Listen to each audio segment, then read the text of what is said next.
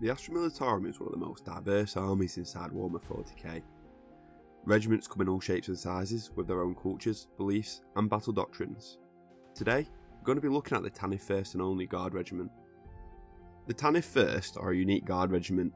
Their history is a story of loss, tragedy, grim comedy and brotherhood.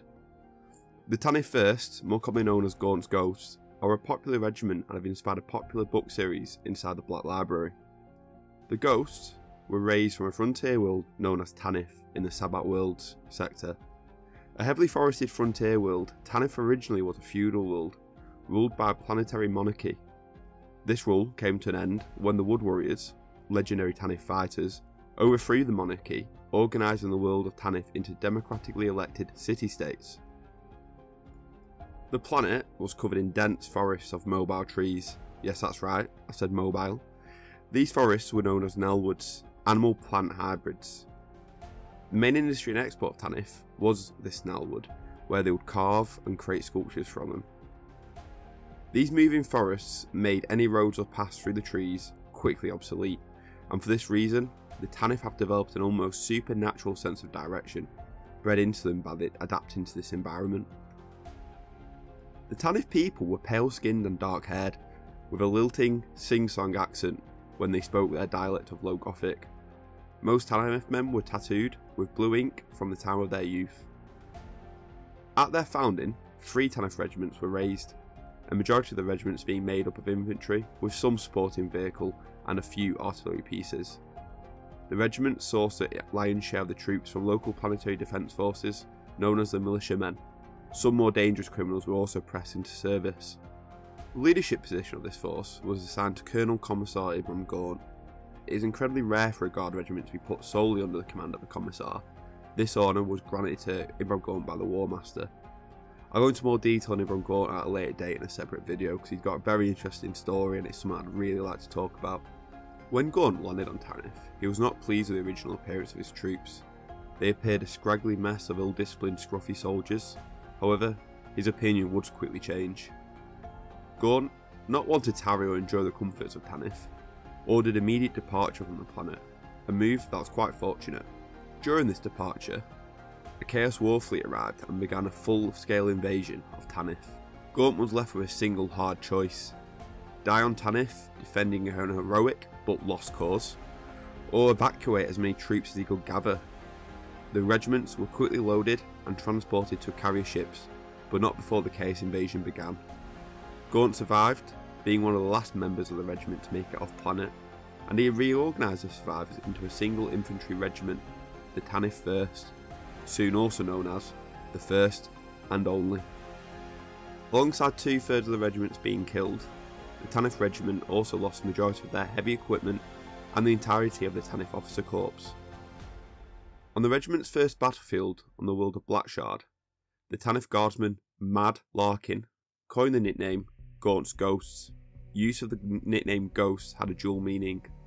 The first is that Gaunt's decision to abandon Tanith made ghosts of them. The second is that because of their exceptional stealth and scouting skills, the regiment troops were ghost-like on the battlefield, and thus, the Tanith First and Only joined the ever-moving meat grinder known as the Astra Militarum. The troopers of the Tanith First and Only are some of the best scouts, recon units and marksmen in the entire Astra Militarum. Due to their adaptation to ever-moving forests of their homeworld, they are excellent pathfinders. Due to their natural skills and talent, the First and Only are extremely effective in stealth missions, but has proven to also excel in defensive urban operations and defensive sieges. Even though your average Tanith trooper is considered more specialised than your average Astra Militarum guardsman, the Tanith have 2 forms of truly elite infantry. Scout Sergeant McCall leads the first of these elite squads, simply named the Scouts. These are akin to the mythic Tanith Wood Warriors. The Scouts are made of the very best troopers when it comes to recon and covert ops. The second elite division in the regiment is the Snipers, excellent sharpshooters who have proven to be deadly when armed with their long lasgun variants. Unlike some other regiments, much of the responsibility for battlefield decisions falls onto the sergeant of a given squad and his or her second in command, who hold the rank of corporal. Although the squad layouts can vary depending on certain operations, the Tanith squads tend to be made up of dedicated marksmen, a heavy weapons team, several corpsmen, a flamer, and a marksman.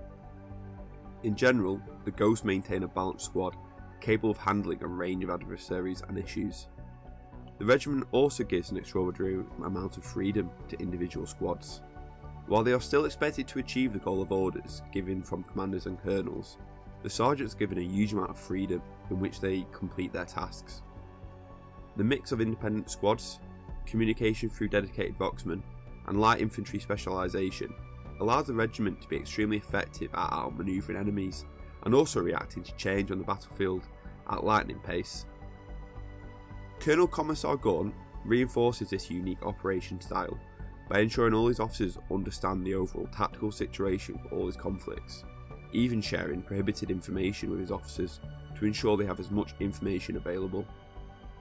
In hand-to-hand combat, the Tanith use their silver war knives. The lack of heavy armour allows them to be fast and agile with these knives, with some of their most skilled melee combatants facing down Chaos Space Marines in close combat. Their most unique, and arguably most useful piece of equipment, are their camo cloaks, made of camelline. The cloaks are refractive and blend its coloration into the wearer's surroundings, making them almost invisible. After the regiment's disastrous founding, the Tanith began to take part in the Sabbath World Crusade against Chaos forces, beginning in 755 M41. During the Crusades, the Ghosts garnered an elite reputation as covert and scout troops, being instrumental in the capture of numerous worlds. However, the Tanith would not only face threats from Chaos, they would also gain deadly rivalries with other regiments, including the Volponi Bluebloods and the Jantine Patricians. Notably, the Tanith first was commandeered by an Inquisitor early on in an attempt to acquire a Men of Iron STC, which unfortunately had been corrupted by Chaos. During these early actions, the Tanith took heavy losses through friendly fire incidents, extremely dangerous missions, and difficult attack orders. With the destruction of Tanith, the regiment had no source of fresh recruits, causing their numbers to fall drastically low, with even murmurs of the regiment close to extinction. However, new recruits would come from an unlikely place. On Vergast, an Imperial hive world, a Chaos cult managed to fully take over one of their hive cities, known as Verezoica. These Chaos cultists, numbering tens of millions, launched a gigantic attack and siege on the neighbouring city of Vervenhive. Only fielding a mere 500,000 PDF troops, Vervenhive called for aid from the Astra Militarum, being reinforced by Tanith first and only, with Colonel Commissar Gaunt leading the defence of the city. The siege was a desperate battle, with the Chaos cultists unleashing wave upon wave of infantry and armoured columns on the city. Many of the labourers of Vervenhive joined in the defence of the Hive City, being named Scratch Companies. In a desperate last-ditch attack, Gaunt, alongside his Tanith and Vervenhive Scratch Companies, led a strike on the Chaos leader's mobile headquarters, killing the Chaos Warlord. However, this was a Pyrrhic victory. The Hive was all but destroyed, with its inhabitants abandoning the city. Many of these Scratch Companies were allowed to join the Tanith regiment, refilling their ranks and bringing fresh talent inside the regiment. What the Vervenhive troopers lacked in scouting and stealth ability, they more than made up for in marksmanship, with the majority of the sniper divisions being made up of Vervenhive troopers. This also marked the first time female troopers were present inside the Tanith first. 10 standard years after the regiment was raised, the Tanith had been involved in a large number of campaigns. Gaunt and some hand-picked Tanith were sent on a mission to Geryon. This order was widely viewed as a suicide mission. The Ghosts would then merge with another recon regiment, the 81st Belladon, to form the 81st 1st Recon Regiment. This new regiment was placed under the command of Colonel Lucian Wilder. 18 months after making planetfall on Geryon, Gaunt and his team was extracted by Crusade forces. After an inquisitorial investigation, the team members were sent to join the 81st and 1st Regiment, and Gaunt was stripped of command. After becoming the political officer for Fortis Binars, Gaunt began to suspect the sacred sites the Astra Militarum were fighting over to secure were actually Chaos in origin. Armed with more evidence, he called his contacts in the Tanith team that originally was dispatched to Geryon, and then discovered the sites were a huge Chaos trap. Attempting to flee the Chaos trap, the 81st 1st Regiment was caught in a rearguard action, With orbital bombardment imminent, the regiment faced complete destruction. In a valiant display, Colonel Wilder sacrificed himself so the regiment could escape. Gaunt was again granted the command of the remaining Tanith, whilst incorporating the surviving Belladon allies into the regiment. Although this is a very brief rundown of the history of the Ghosts, I would recommend reading the book series. Dan Abnett did do an incredible job with these. Through the period of history I've just spoken through, the Ghosts did take part in a number of notable battles. Firstly, their first true battle on Blackshard, which I alluded to earlier, they were tasked with utilising their expertise in light infantry and reconnaissance. They were the spearhead slicing through enemy lines before the arrival of the 10th Royal Sloker Regiment. Their objective led them to a chaos-dominated fortress known as the Citadel.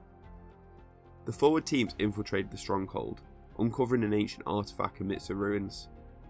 Surrounded by the stronghold's defenders, the Ghosts fought with unmatched bravery. Their mission shifted from reconnaissance to demolition as they placed charges around the sinister relic. In a heart-stopping escape, the regiment withdrew just moments before the explosives ignited, obliterating the relic. This catastrophic explosion shattered the enemy's morale and mystical bonds. Faced with the loss of their unholy relic, the entire Chaos Army descended into despair, culminating in a mass suicide. Another notable battle for the Ghosts was on Fortis Binary. For months, regiments of the Astra Militarum were deadlocked in horrible trench warfare on the manufacturing planet. Fortis Binary represented one of the regiment's greatest victories and perhaps finally validated them as a fighting unit. While deadlocked in the trenches, the Tanith managed to repel a Chaos Line offensive, such a degree of success that they pushed them back beyond their own lines. However, they were cut off by sustained curtain bombardment from the main force. After linking up with the Victorian Dragoons under Colonel Zoran, Gaunt rallied his men and gathered up its stragglers. They pushed on deep in the shriven emplacements, finding no resistance. Using a maglev train network as an accessway, the two regiments infiltrated the citadel deep in the mountain ranges and destroyed the bastion's munitions and ruinous psychic weapons before falling back. The blast that followed obliterated the chaos positions and wiped out its defenders, ending a long-lasting deadlock. Another notable display was on the Hagia Shrine World.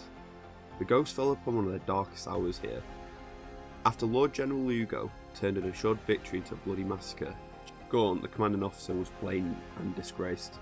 In what was presumed to be his last mission, the regiment was charged with the safe escorting of the holy relics of the St. Sabbath's Shrine World.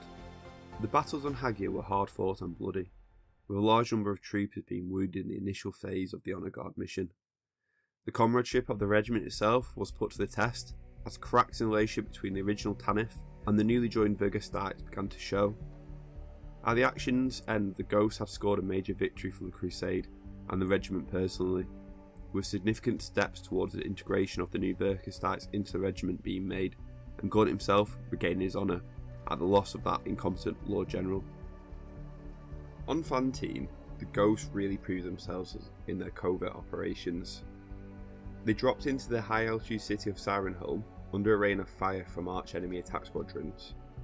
The Ghosts were initially left uncoordinated, though not to the extent of the other guard regiments acting in the field that day.